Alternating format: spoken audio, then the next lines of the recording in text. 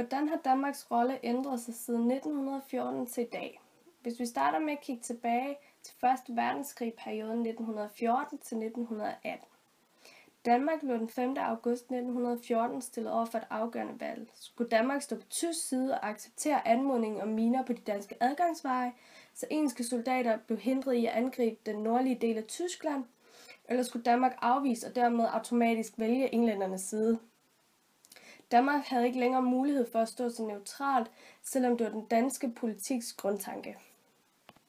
Valgte Danmark at gå til tysk side, så frygtede man et bevidst bombeangreb fra englændernes side. Valgte man i stedet at gå mod Tyskland, så var man bange for de konsekvenser, valget kunne have, f.eks. i form af besættelse af kysterne.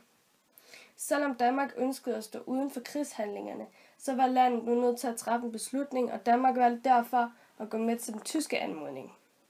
Minerne blev så lagt på de danske adgangsveje i august 1914. Trods det danske valg, så bar England ikke nej, og på den måde så kunne Danmark stadigvæk fremstå neutral under resten af 1. verdenskrig.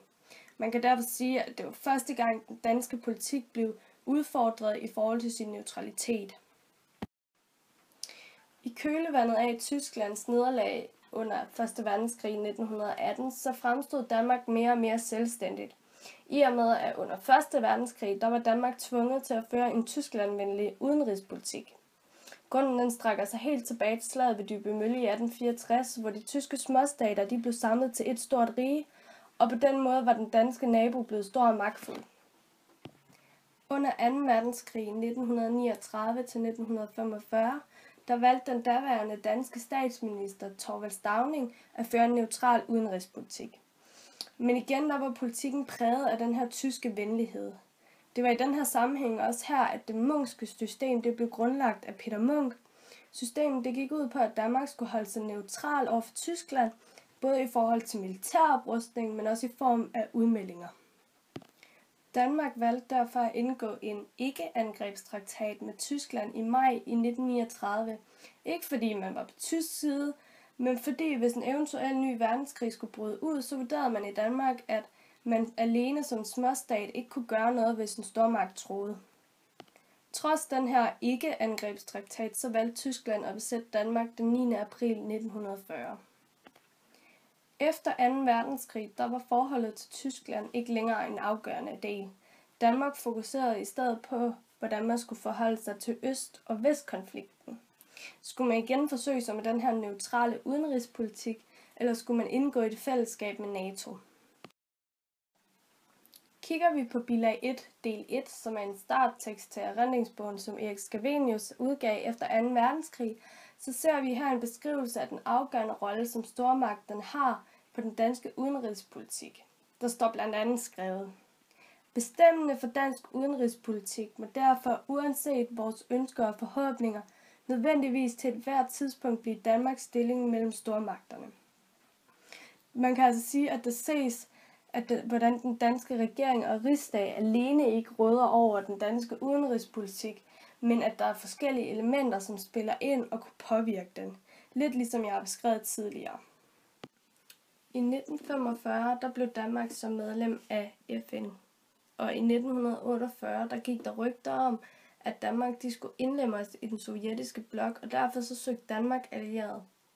Danmark indgik derfor et skandinavisk forsvarsfællesskab, hvor det var, man havde en pagt. Pagten den blev indgået af Finland, Norge og Sverige. Problemet var, at Sverige ønskede at være neutral i forhold til Øst-Vest-konflikten, og Norge havde den modsatte holdning. Derfor så bukkede alliancen under i januar 1949. Herefter så indgik Danmark så et samarbejde med NATO, og på den måde så blev kapitlet om at have en neutral forsvarspolitik lukket.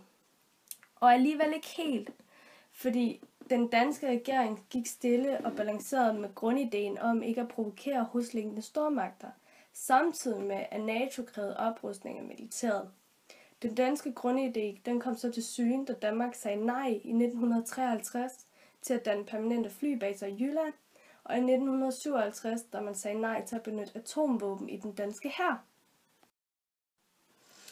I bilag 1 del 2, Per Hækkerups uddrag af en bog, som omhandler hovedhjørnestenene i dansk udenrigspolitik, der ser vi, hvordan Hækkerup forsvarer de danske valg og begrunder dem med, at Danmarks overvejelser de er taget på baggrund af et langsigtet mål, og det er den mest realistiske tilgang.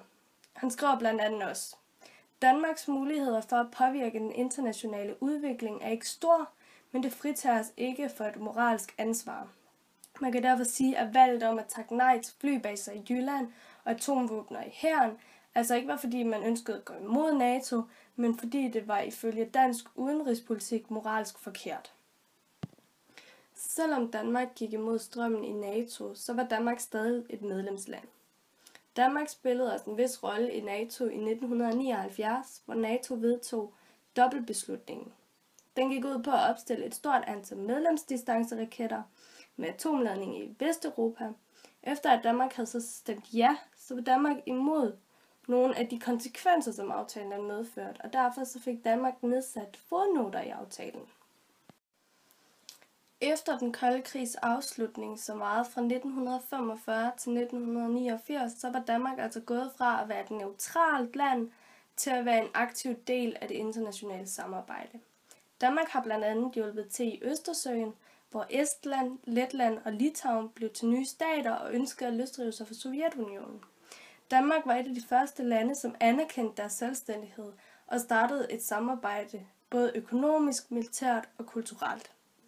Så har Danmark også hjulpet til i Balkanområdet, hvor området var præget af borgerkrig, grænsestridigheder og udrensning. Danmark de stillede sig med 1300 mand og var det land i forhold til befolkningstal, som havde den største styrke. Styrkerne de skulle så ud over at være fredsbevarende, også være overvågende og være styrende i kamphandlinger. Som bilag 1 del 3 viser, så var den danske udenrigspolitik altså ikke kun til gavn for Danmark, men den skulle også skabe internationale løsninger. Per Stig Møller han siger i sin tale, regeringsbud på nye prioriteter i Danmarks udenrigspolitik. Uden vores medlemskab i NATO, FN og først og fremmest EU, vil det være svært for ikke at sige næsten umuligt at spille en væsentlig rolle. Men det så mener han, at alle de ligesom må løfte en del af byrden, og i takt med, at Danmark hjælper på det internationale plan, så håber han også en dag, at når Danmark får brug for international støtte, at det ikke ligesom er uopnåeligt. I 2003 der gik Danmark samtidig ind i USA's krig mod Irak. Grunden var ifølge bilag 2, at den internationale terrorisme kan vi ikke bekæmpe eller beskytte os mod alene. Vi behøver amerikanernes hjælp. Derfor så valgte regeringspartierne at sende militær støtte til USA. I kilden der henviser Anders Fogh Rasmussen samtidig til Danmarks tidligere neutrale udenrigspolitik, for Danmark lå andre kæmpe om frihed og fred. Anders Fogh Rasmussen han mener altså, at den bedste mulighed for Danmark i forhold til at sikre landets sikkerhed, det er at støtte op om en stormagt, og i det her tilfælde er det USA, som kæmper for de samme værdier som Danmark. Samtidig så belyser kilden den filosofi, som har præget den danske udenrigspolitik fra 1905 og helt frem til 1988, nemlig den her idé om det Munchske system, som var dannet af Peter Munch. Som det ses i kilden, så gik systemet ud på, at man skulle fremstå så ubemærket som overhovedet muligt. Fogh Rasmussen han slutter første del af bilag 2 med at sige, men det er slut nu, i sammenhæng med, at det Munchske system det skal ophøre.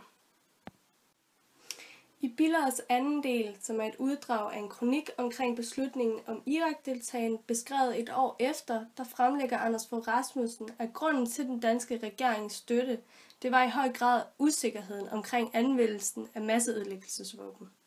Regeringen de turde ikke løbe den risiko at lade Saddam Hussein være i besiddelse af de her våben, og derfor deltog Danmark i bekæmpelsen. Kilden den oplyser, at der ikke er fundet nogen masseødelæggelsesvåben i Irak, men alligevel så tror den danske regering ikke, at de deltog. I og med regeringen hjalp USA med at bekæmpe Saddam Hussein, er den irakiske befolkning blevet frie. De kan leve et liv frit, demokratisk og uafhængigt af Irak. Igen så ser vi altså eksempler på, at den danske regering sammenlignet med perioden omkring 1. verdenskrig er blevet mere aktiv.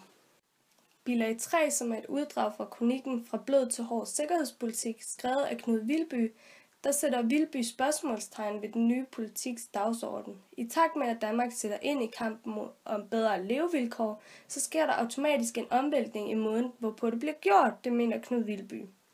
Førhen der var de civile indsatser, som var de dominerende i kampen mod fattigdom, og militæret suppleret. Men i dag der er rollerne byttet om. I dag der er det militæret, der er den dominerende faktor, og civilbefolkningen, som er den afvigende faktor. Wilby mener derfor, at konsekvenserne er mange, i og med, at hjælpen ikke først rammer de lande, som har størst behov, men der, hvor militæret groft sagt lyster. Det ses i denne udtalelse. Nu er der vendt op og ned på denne tænkning. De militære indsatser sætter dagsordenen og bestemmer, hvornår og hvor initiativet tages.